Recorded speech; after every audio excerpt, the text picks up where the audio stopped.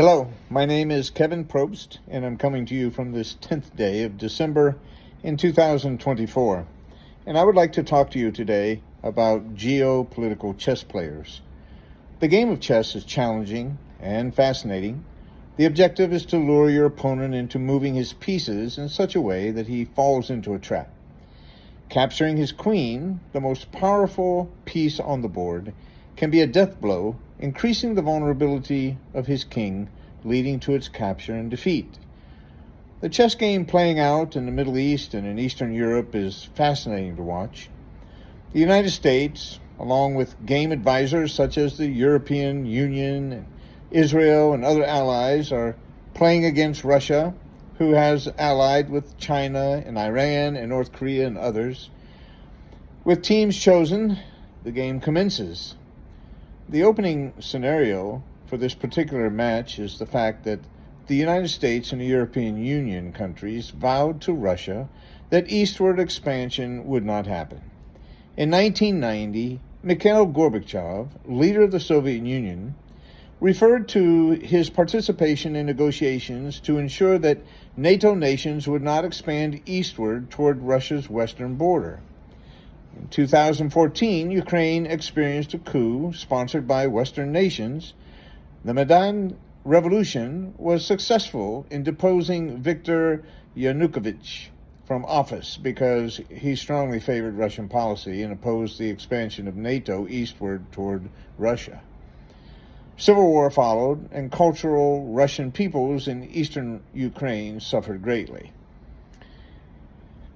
It seems the Western countries, European Union countries, members of NATO, along with their major ally, the United States, refused to accept Putin's stated motive for his military operation in Ukraine.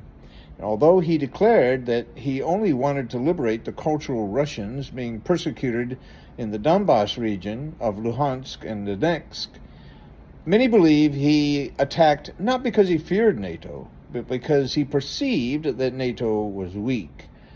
His attempt to create a buffer zone between Russia and the expanding NATO countries seems reasonable. Our own Cuban Missile Crisis comes to mind. Being a very good chess player, no one seems to be sure of Putin's motives, nor what his ultimate intentions are. However, the fear that Vladimir Putin has a Hitlerian intention of taking over Europe seems extreme, as he is having enough difficulty taking over eastern Ukraine. This chess game was well underway by January 20th in 2014 after Ukraine's revolution for dignity, to which Russia responded by annexing Crimea from Ukraine and supported the anti-Ukrainian resistance in the Donbas War. As tensions grew, pieces on the chessboard were placed in strategically advantageous positions. Putin made a daring move on February 24, 2022, by launching his special military operation into eastern Ukraine. Western nations were not buying the talk of a special military operation. They considered this move a blatant declaration of war on a sovereign, independent nation. The red line for Vladimir Putin was the attempt to make Ukraine a member of NATO. Having a NATO nation, along with its chemical weapons factories and military bases and munition depots and Western military advisors and intelligence officers on their border, was a bridge too far. The king was in jeopardy, and a strong move on the board was necessary to protect him. Had Ukraine vowed not to join NATO, with proof to back their claim, the war could have been avoided. Peace was within reach until British Prime Minister Boris Johnson secretly flew to Warsaw and then to Kyiv by train. And perhaps Boris was imagining himself to be a modern-day Winston Churchill while visiting Ukrainian Volodymyr Zelensky. The love fest between the two rulers culminated when Johnson promised to provide armored vehicles and anti-ship missile systems as he stroked Zelensky's ego by using Churchillian rhetoric. The Ukrainians have shown the courage of a lion, and you, Volodymyr, have given the roar of that lion. In retrospect, such rhetoric sounds a bit foolish. This failure to come to terms during this crucial moment in the game cost both the Ukrainians and the Russians hundreds of thousands of lives and untold, unimaginable suffering for families on both sides of the board. While the Russians will not bend on their demand for a stop to NATO's expansion toward their border, the United States and allies seem determined to accelerate the war rather than resolve it. There have been some questionable moves along the way. Who blew up the Nord Stream pipeline that provided cheap fuel directly to Germany? Is it inconceivable that the United States did not play a major role in that event? If the goal was to cripple the Russian market, it failed miserably. Russia found other customers for their natural gas, while Germany was forced to fill the void by purchasing fuel from the United States at a much higher price. President Biden attempted a move on the chessboard that was sure to cripple the Russians and guarantee a win for the West. He announced economic sanctions on Russia, which were supposed to cripple their economy and prevent them from financing their special military operation. This move also backfired as Russia envisioned an alternative economic system, BRICS, that would no longer be dependent on the U.S. dollar.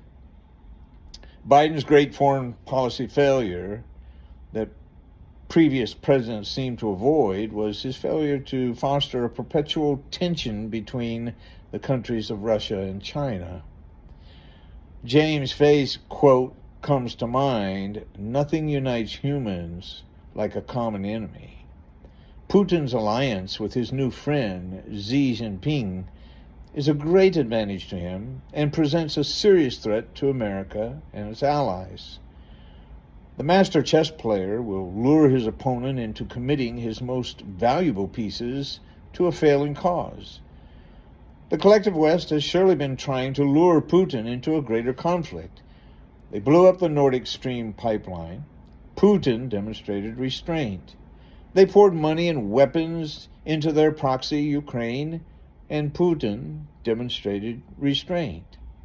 They conducted an offensive into Russian territory and launched missiles that killed Russian citizens and damaged Russian infrastructure, and Putin demonstrated restraint. And more recently, they organized and supported a terrorist-led rebellion to overthrow the Syrian government, expecting Russian forces to come to the rescue of Bashar al-Assad. Putin demonstrated restraint and wisdom. He decided not to expend military resources on Syria that were so badly needed in Ukraine, perhaps in a larger conflict in the future. Putin has proven that he is very skilled at playing political chess. He has successfully outmaneuvered Joe Biden's every attempt to put him in check. However, the USA has called Donald Trump to the chessboard, and they forced Biden into retirement from the game. Donald Trump will certainly present a greater challenge to Putin's playing skills. This game could become very intriguing and complicated. Both Trump and Putin may be four-dimensional chess players.